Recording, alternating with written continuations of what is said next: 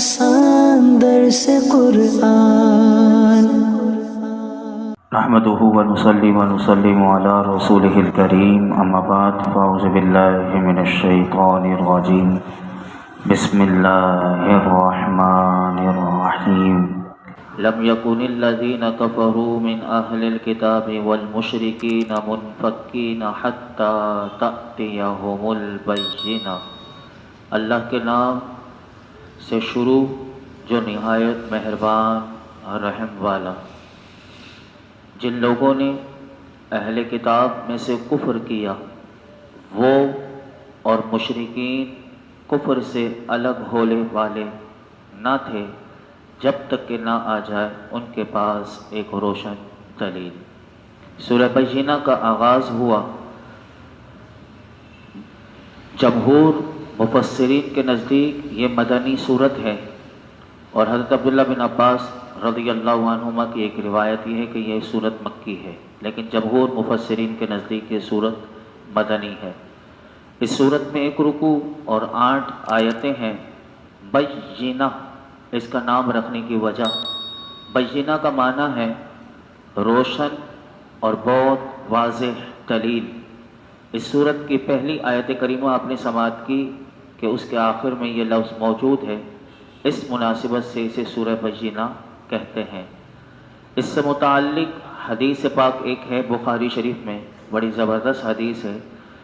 حضرت انس بن مالک رضی اللہ تعالیٰ عنہ فرماتے ہیں کہ حضور پر نور صلی اللہ علیہ وسلم نے حضرت ابی بن کعب رضی اللہ تعالیٰ عنہ سے فرمایا۔ حضرت ابی بن کعب یہ بہترین قاری قرآن تھے۔ یہ وہی ابی بن کعب ہیں کہ جن کی معیت میں فاروق اعظم رضی اللہ تعالیٰ عنہ نے 20 نماز تراویح کی باقاعدہ جماعت کا اہتمام کیا تھا، آپ کو امام بنایا تھا، اور تمام صحابہ اس کے پیچھے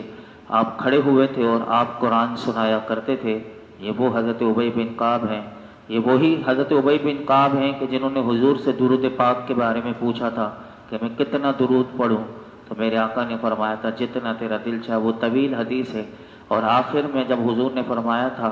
تو پھر حضرت ابی بن کعب نے کہا تھا کہ میں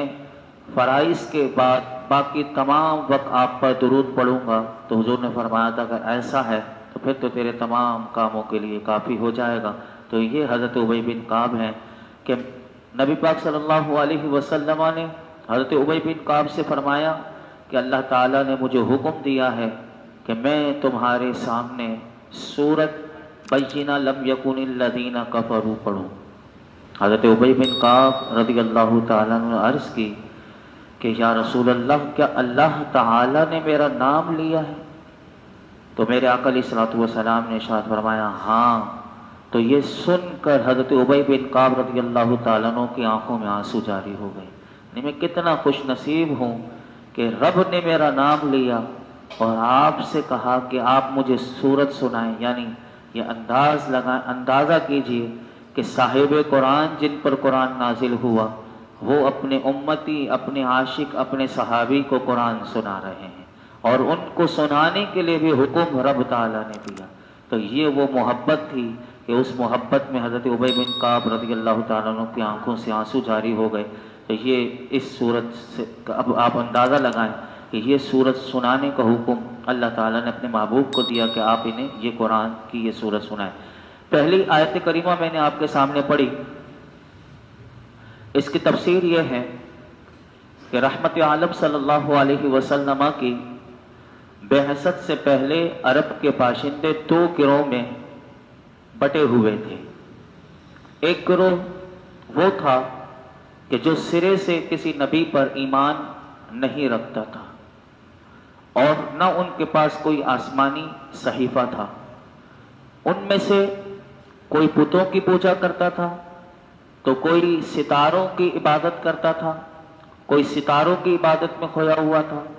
تو کوئی کسی نے آگ کو اپنا معبود بنا کر رکھا ہوا تھا۔ ان کے عقائد میں شدید اختلافات کے باوجود شرک قدر مشترک تھا، سب کا ایک ہی، یعنی ایک جیسے ہی تھے کہ ستاروں کو پوجنے والے ہوں یا آگ کو پوجنے والے ہوں یا بتوں کو پوجنے والے ہوں، یہ سارے مشرک تھے۔ اسی طرح دوسرا گروہ کون تھا؟ دوسرا گروہ ان لوگوں پر مشتمل تھا کہ جو کسی نبی کے امتی ہونے کے دعوے دار تھے، ان کے پاس کوئی نہ کوئی آسمانی کتاب بھی تھی، لیکن زمانے کے گزرنے کے ساتھ ساتھ وہ بھی کھلی گمراہی میں پھنس چکے تھے، اور ان کے آسمانی صحیفے جو تھے وہ تحریف کی نظر ہو چکے تھے، ان کے اعمال عقائد میں بگاڑ پیدا ہو چکا تھا، انبیاء کی تعلیمات سے انہوں نے رخ موڑ لیا تھا، اور خود ساختہ بہت ساری چیزیں انہوں نے ایجاد کر کے اپنا اس کو دین بنا لیا تھا۔ ان کا بگاڑ اس حد تک پہنچ چکا تھا کہ حضرت عزیر کو انہوں نے فرزند خداوند، تو اسی طرح کوئی یسوع کو خدا کا بیٹا یقین کرتا تھا، اگرچہ شرک میں یہ لوگ بھی مشرکین سے یعنی دیگر مشرکین سے بھی پیچھے نہ تھے، لیکن قرآن کریم میں اگر آپ دیکھیں تو ان دونوں گروہوں کو ہمیشہ الگ الگ ناموں سے قرآن نے ان کا ذکر کیا، اور پہلے گروہ کو مشرک اور دوسرے گروہ کو اہل کتاب کہا، یعنی پہلے کو مشرک دوسرے کو اہل کتاب کہا، اس لیے کہ دوسرے گروہ وہ اپنے آپ کو ایسے دین کا پیروکار کہلاتا تھا کہ جو بنیادی طور پر دین توحید ہے، اس لیے قرآن کریم نے ان مشرکین کے لفظ سے انہیں یاد نہیں کیا۔ شرعی احکام میں بھی اس فرق کو ملحوظ رکھا گیا، اور مشرکین کا ذبیحہ بھی حرام، اور ان کی عورتوں کے ساتھ شادی بھی نہیں کر سکتے، قطعاً ممنوع۔ اس کے برعکس اگر آپ قرآن میں دیکھیں تو اہل کتاب کی عورتوں سے نکاح کی اجازت بھی اور ان کا ذبیحہ بھی حلال، اگر بشرط یہ کہ انہوں نے ذبیحہ جو ہے انہوں نے اللہ کا نام لے کر ذبح کیا ہو اور شریعت کے مطابق بتائے ہوئے ذبح کیا ہو۔ اب اس آیت کو آپ سمجھیں، پہلے یہ پس منظر تھا، اب اس آیت میں گویا کہ یہ فرمایا جا رہا ہے کہ ان دونوں گروہوں میں کفر و شرک اتنا راسخ ہو چکا تھا ہے کہ اب اس درجے کی کوشش انہیں اس دلدل سے نکال نہیں سکتی، کوئی عالم، کوئی زاہد، کوئی مصلح اب ان کو راہ راست پر نہیں چلا سکتا۔ جن تاریکیوں کا انہوں نے محاصرہ کیا ہے، کوئی معمولی روشنی اس محاصرے کو توڑ نہیں سکتی۔ ان کی ہدایت کے لیے اللہ فرماتا ہے کسی ایسے قوی اور تابندہ دلیل کی ضرورت ہے کہ جس کی کرنیں جو ہیں فرمایا کہ ان تاریکیوں کا سینہ چاک کر کے رکھ دیں، اور شکوک و شبہات فرمایا کہ جو ان کے غبار ان کے اوپر چھا گیا ہے اس کو ختم کر کے رکھ دیں، اور طلوع آفتاب سے جس طرح زمین کا گوشہ گوشہ چمکنے لگتا ہے تو فرمایا ہدایت کا کوئی ایسا آفتاب طلوع ہو جو ان کے قلوب اذہان میں اجالا کر دے، یعنی بینہ۔ اب اس آیت کا ترجمہ دوبارہ سنیں تو آپ کو سمجھ میں آئے گا کہ اللہ رب العالمین نے فرمایا کتابی کافر اور مشرک اپنا دین چھوڑنے والے نہ تھے جب تک ان کے پاس روشن دلیل نہ آئے۔ اس آیت سے تین باتیں معلوم ہوئی۔ نمبر ایک، اگرچہ اہل کتاب اور مشرکین سب ہی کافر ہیں، مگر چونکہ اہل کتاب کو کسی پیغمبر اور کتاب سے نسبت ہے اس لیے ان کے احکام نرم ہیں، اور اگر یہ ایمان قبول کر لیں اہل کتاب والے تو فرمایا ان کے لیے دگنا ثواب ہے۔ ایک تو اپنے نبی پر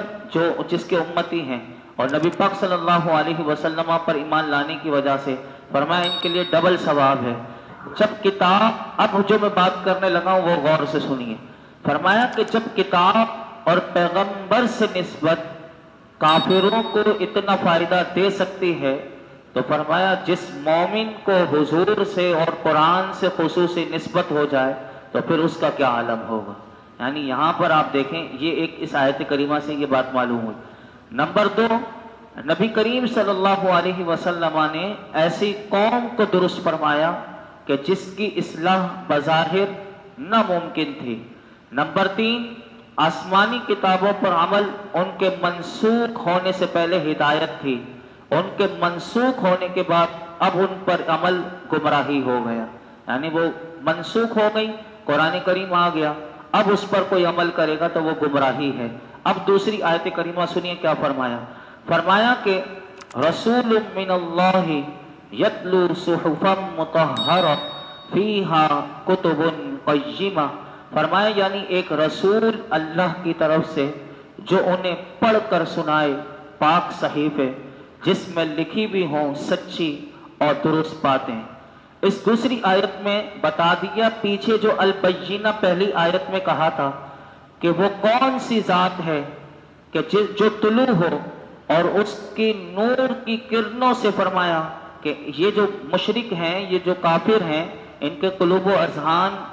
جو ہیں اس میں اجالا ہو جائے، تو فرمایا کہ وہ رسول اللہ صلی اللہ علیہ وسلم کی ذات بابرکات ہے کہ جسے اللہ رب العالمین نے منصب رسالت پر فائز کر کے لوگوں کی گمراہوں کی ہدایت کے لیے مبعوث فرمایا۔ یہ رسول فرمایا روشنی اور ہدایت کا وہ بلند مینار ہے کہ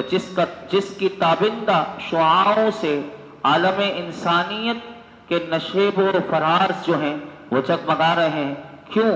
فرمایا اس لیے کہ یہ رسول ایسی کتاب کی تلاوت کرتا ہے کہ جو کتاب ہر قسم کے نقص اور عیب سے پاک ہے، دوسری مذہبی کتابوں کی طرح اس میں شرف انسانیت سے گری بھی کوئی بات نہیں۔ فرمایا عقل سلیم کا منہ چڑھانے والی کوئی بات اس قرآن کریم میں نہیں، اخلاقی بختگی کی طرف بلانے والی کوئی دعوت نہیں، بلکہ فرمایا کہ یہ کتاب ہر عیب سے پاک، ہر نقص سے مبرہ ہے۔ اور فرمایا اس قرآن کی ایک بڑی خوبی یہ ہے کہ اس میں صرف اللہ فرماتا ہے ایسے احکام ہیں کہ جو سراسر حق ہیں اور ہدایت ہیں۔ اور اسی طرح اللہ رب العالمین نے اس قرآن کے بارے میں اور اپنے محبوب علیہ الصلوۃ والسلام کے بارے میں جو بات ارشاد فرمائی، اس کو امام قرطبی رحمۃ اللہ تعالی علیہ نے اسی آیت کے تحت بڑی خوبصورت بات اپنی تفسیر میں لکھی۔ وہ یہ لکھتے ہیں کہ نبی پاک صلی اللہ علیہ وسلم کی ذات اقدس یعنی حضور کی جو ذات اقدس ہے،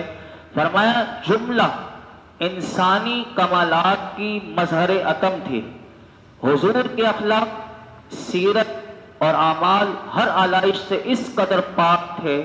کہ حضور کا رخ انور اگر کوئی دیکھ لیتا تھا تو صرف حضور کے چہرہ انور کو دیکھ کر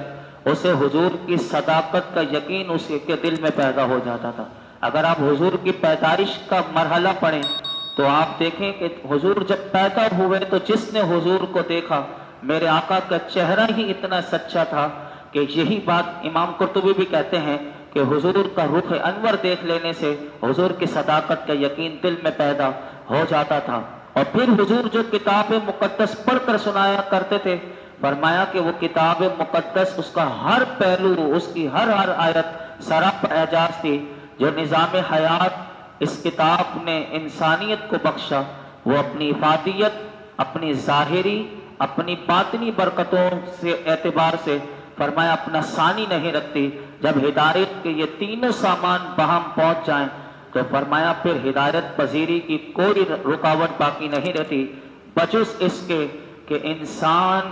اس چشمہ فیض سے سیراب نہ ہونا چاہے تو وہی بدبخت محروم رہ سکتا ہے، ورنہ اس کتاب سے اور حضور سے اگر جو حضور کے دامن سے وابستہ ہو جائے تو پھر اس ہدایت کو جو لے لے تو فرمایا وہ ضرور کامیاب ہو جائے گا۔ یہی ذکر ان 3 آیات میں کیا۔ پھر مزید جو ہے یہ فرقوں میں بٹ گئے تھے، اور اس روشن دلیل آنے کے بعد بھی انہیں جو حکم اللہ کی طرف سے دیا تھا، وہ حکم کیا تھا وہ کل سماعت کریں گے، لیکن انہوں نے اس حکم پر نہ چلے تو پھر اس کی سزا اللہ نے اسی آیت کریمہ میں مزید آگے بیان کی کہ ان کی سزا کیا ہے اور یہ وہ ہمیشہ کہاں رہیں گے، وہ آگے مزید آ رہا ہے۔ اللہ رب العالمین ہمیں ہر قسم کی گمراہی اور بدبختی سے بچنے کی توفیق عطا فرمائے۔ الحمدللہ رب العالمین، والصلاة والسلام علی سید الانبیاء والمرسلین وعلی آلہ واصحابہ اجمعین۔ یا اللہ پاک جو کچھ سنایا اس میں کوئی غلطی کوتاہی معاف فرما، اپنی بارگاہ میں قبول فرما۔ رب کریم ہمارے لیے قرآن حکیم سیکھنا، سکھانا، سمجھنا، سمجھانا آسان فرما۔ یا رب العالمین، یا ارحم الراحمین، سورہ بینہ کی ابتدائی 3 آیات سنی، رب کریم گمراہوں کا اور بدبختوں کا ذکر ہم نے سنا کہ جو بھٹک گئے، اللہ ہمیں مرتے دم تک ہر قسم کی گمراہی اور بدبختی سے اور بھٹک جانے سے نعمتوں کے پھر جانے سے ہمیں محفوظ فرما، مرتے دم تک تیرے پیارے محبوب کے دامن سے وابستہ رہتے ہوئے ایمان کی مولائی کریم ہمیں قدر بھی عطا فرما، ایمان کی حفاظت عطا فرما، ہمیں مولائی کریم ایمان اور عافیت کے ساتھ زندگی، ایمان و عافیت پہ ہم سب کا خاتمہ فرما۔ آج تک ہم نے جتنی دعائیں کی ہیں آئندہ کریں گے، اللہ ہماری تمام دعاؤں کو قبول فرما۔ وصلی اللہ تعالی علی خیر خلق محمد وعلی آلہ وصحبہ اجمعین۔